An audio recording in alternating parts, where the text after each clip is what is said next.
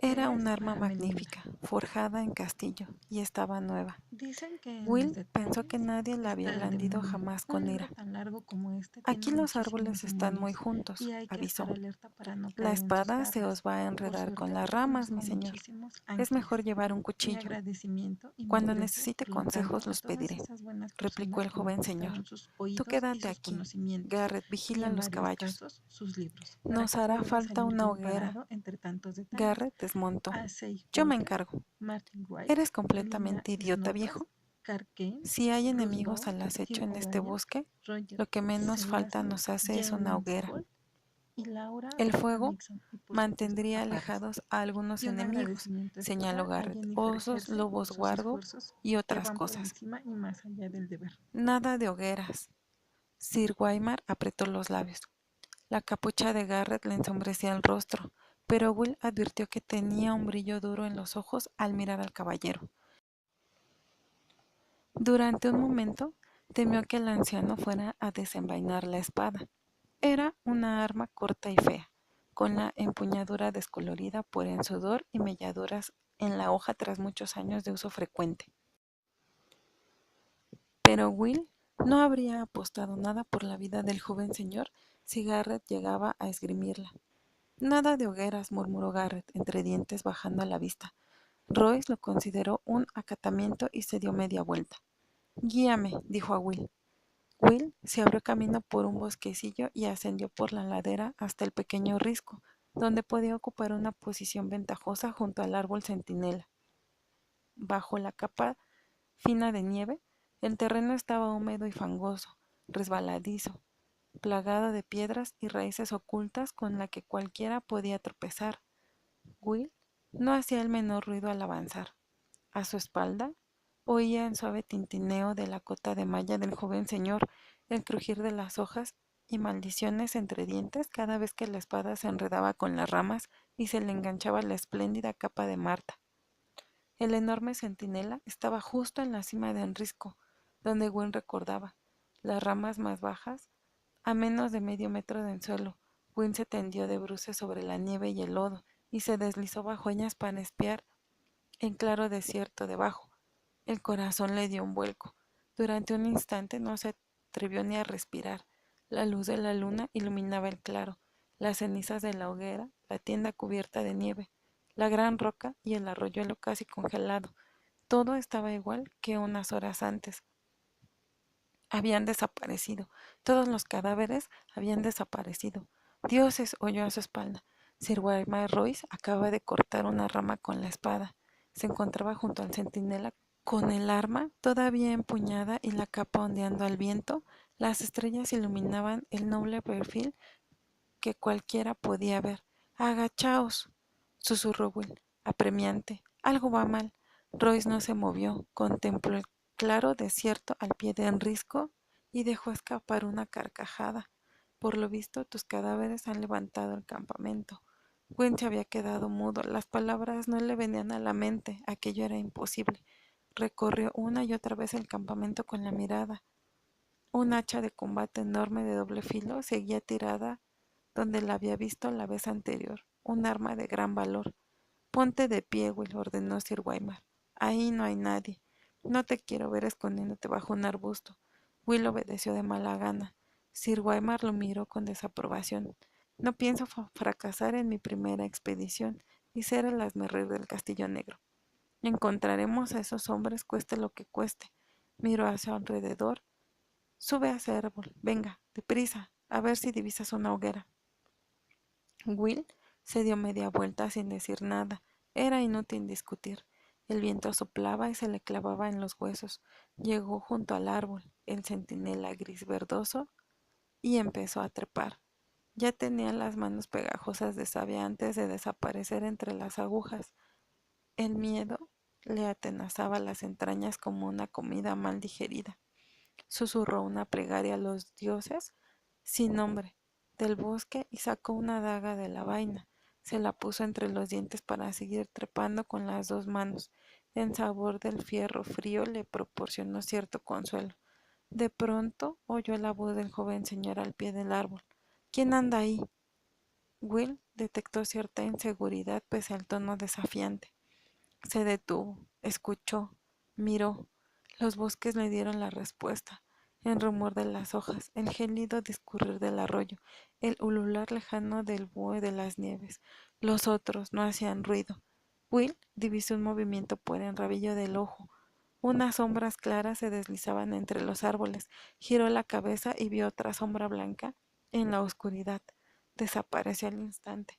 El viento agitaba suavemente las ramas y hacía que se arañaran unas a otras con dedos de madera. Will tomó aliento para lanzar un grito de advertencia, pero las palabras se le congelaron en la garganta. Quizá estuviera equivocado, quizá había sido un pájaro, un reflejo sobre la nieve, un espejismo de la luz de la luna. Al fin y al cabo, ¿qué había visto? ¿Dónde estás, Will? Preguntó Sir Waymar desde abajo. ¿Ves algo? Caminaba con cautela. De pronto, alerta, espada en mano. Él también debía de haber advertido su presencia, aún sin verlos. Responde. ¿Por qué hace tanto frío? Añadió. Era cierto, hacía mucho frío. Will, titiritando, se aferró todavía con más fuerza a las ramas. Apretó la cara contra el tronco centinela. Notó la savia dulce y pegajosa de la mejilla. Una sombra surgió de la oscuridad del bosque. Se alzó ante Royce. Era alta, tan dura y flaca como los huesos viejos, con carne pálida como la leche. Su armadura parecía cambiar de color cada vez que se movía. En un momento dado era blanca como la nieve recién caída, en siguiente negra como las sombras o salpicada del oscuro verde grisáceo de los árboles. Con cada paso que daba, los juegos de luces y sombras danzaban como la luz de la luna sobre el agua.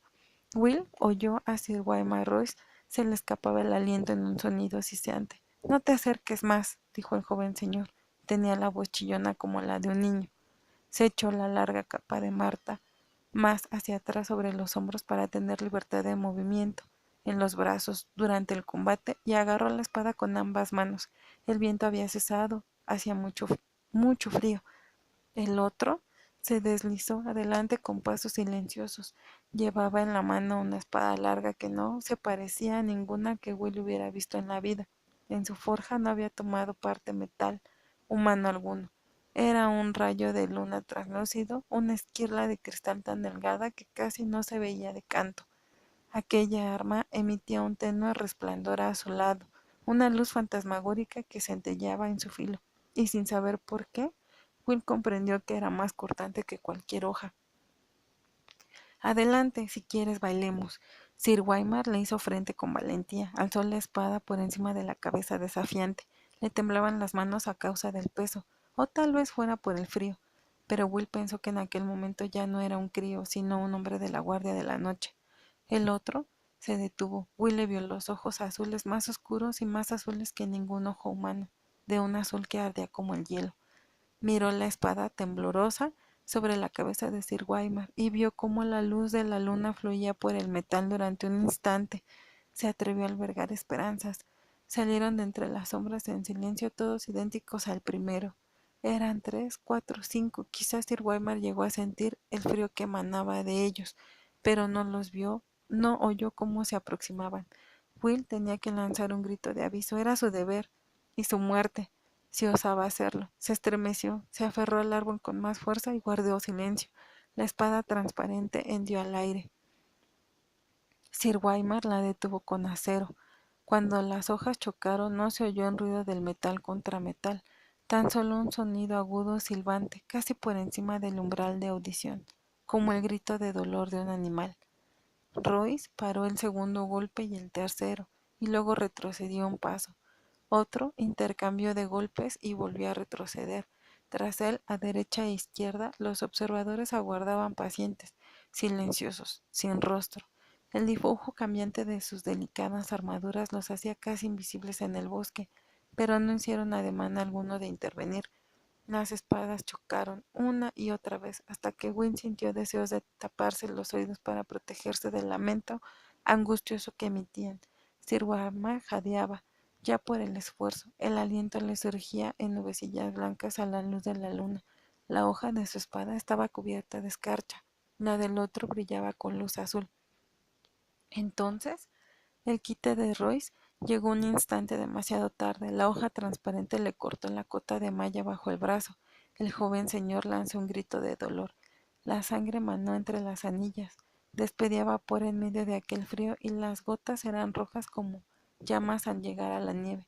Sir Waymar se llevó la mano al costado. El guante de piel de topo quedó teñido de rojo. El otro dijo algo en un idioma que Will no conocía. La voz era como el crujido del hielo en un lago invernal y las palabras sonaban burlonas.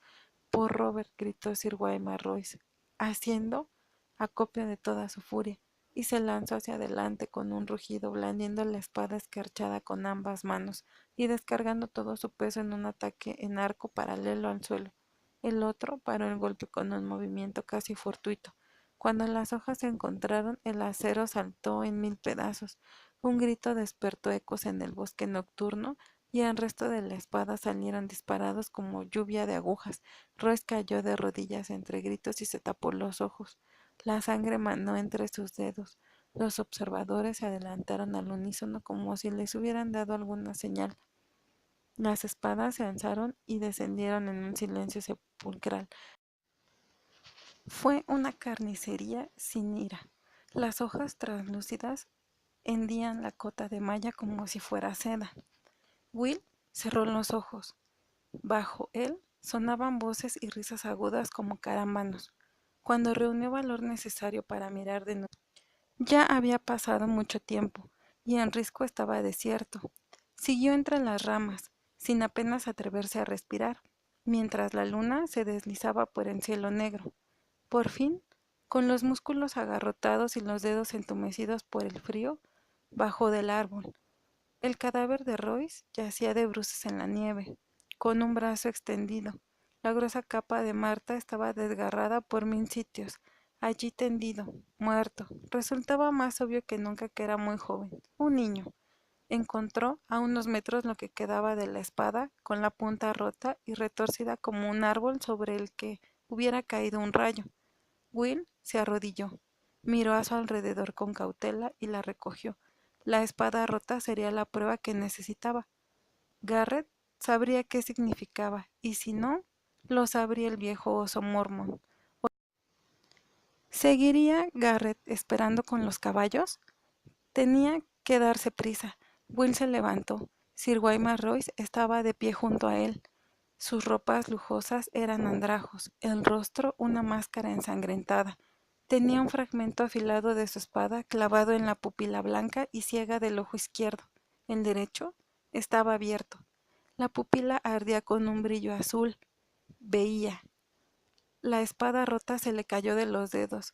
Will cerró los ojos para rezar. Unas manos largas y elegantes le acariciaron la mejilla y se cerraron en torno a su garganta.